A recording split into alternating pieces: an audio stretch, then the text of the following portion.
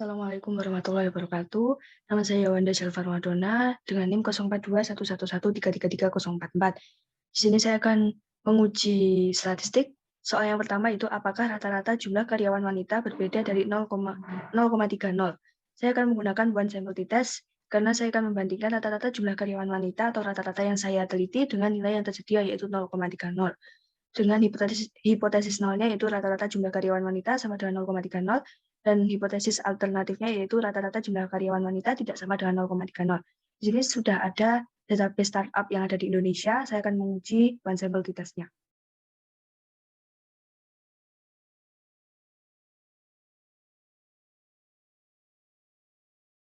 Di sini sudah terlihat bahwa signifikansi tutilitnya 0,000. Sehingga dapat disimpulkan bahwa jika nilai signifikansi tutilitnya kurang dari 0,05, maka H0 ditolak dan HA diterima. Sehingga sesuai dengan standarnya, dengan demikian dapat diartikan bahwa rata-rata jumlah karyawan wanita tidak sama dengan 0,30. Pertanyaan yang kedua yaitu apakah rata-rata penjualan pada perusahaan yang dipimpin oleh CEO wanita sama dengan perusahaan yang dipimpin oleh CEO pria? Saya akan menggunakan metode two independent sample t-test karena saya ingin mengetahui apakah ada perbedaan yang signifikan antara dua sampel yang tidak berpasangan, yaitu antara rata-rata penjualan pada perusahaan yang dipimpin oleh CEO wanita dengan CEO pria. Dengan hipotesis nolnya, yaitu rata-rata penjualan pada perusahaan yang dipimpin oleh CEO wanita sama dengan perusahaan yang dipimpin oleh CEO pria. Kemudian hipotesis alternatifnya, yaitu rata-rata penjualan pada perusahaan yang dipimpin oleh CEO wanita tidak sama dengan perusahaan yang dipimpin oleh CEO pria. Kemudian saya akan menguji independent sample t-testnya.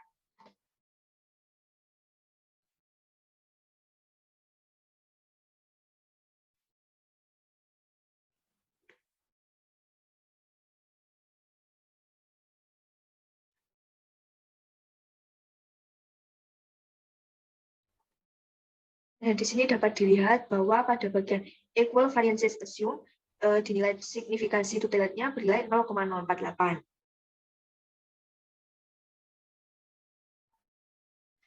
Nah, dasar pengambilan keputusannya yaitu jika nilai signifikansi tutilitnya itu kurang dari 0,05, maka terdapat perbedaan yang signifikan antara rata-rata penjualan pada perusahaan yang dipimpin oleh CEO wanita dan perusahaan yang dipimpin oleh CEO pria, atau H0-nya ditolak dan HA-nya diterima. Dan sebaliknya, jika nilai signifikansi tutilitnya lebih dari 0,05, maka H0-nya diterima dan HA-nya ditolak. Sehingga keputusan yang diambil adalah karena pada bagian equal variances assume diketahui nilai signifikansinya tutelit sebesar 0,048 di mana kurang dari 0,05, maka H0-nya ditolak dan HA-nya diterima. Dengan demikian dapat diartikan bahwa terdapat perbedaan yang signifikan antara rata-rata penjualan pada perusahaan yang dipimpin oleh CEO wanita dengan perusahaan yang dipimpin oleh CEO pria. Pertanyaan yang ketiga yaitu apakah terdapat hubungan antara kategori industri dengan gender dari CEO. Saya akan menggunakan metode J-square test karena saya ingin mengetahui hubungan variabel yang terdapat pada baris dengan kolom atau antara kategori industri dengan gender dari CEO. Dengan hipotesis nolnya yaitu terdapat hubungan antara kategori industri dengan gender dari CEO, dan hipotesis alternatifnya yaitu tidak terdapat hubungan antara kategori industri dengan gender dari CEO. Saya akan menguji J-square test-nya.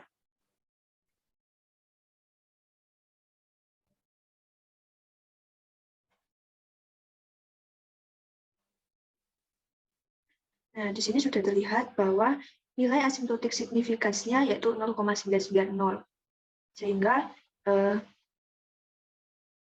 dasar pengambilan keputusannya yaitu jika nilai asimpsiknya kurang dari 0,05 maka terdapat hubungan yang signifikan. Jika lebih dari 0,05 maka tidak terdapat hubungan yang signifikan. Sehingga dapat disimpulkan bahwa karena nilai asimptotik signifikansinya tadi 0,990 yang dimana lebih dari 0,05 maka dapat disimpulkan bahwa tidak terdapat hubungan antara kategori industri dengan gender dari CEO. Pertanyaan yang keempat yaitu apakah rata-rata penjualan sama dengan rata-rata anggaran pemasaran. Di sini saya menggunakan uji paired test karena saya ingin mengetahui apakah ada perbedaan rata-rata yang signifikan antara dua sampel yang berpasangan, yaitu antara rata-rata penjualan dengan rata-rata anggaran pemasaran. Dengan hipotesis nolnya itu rata-rata penjualan sama dengan rata-rata anggaran pemasaran, dan hipotesis alternatifnya itu rata-rata penjualan tidak sama dengan rata-rata anggaran pemasaran. Dan saya akan menguji validitasinya.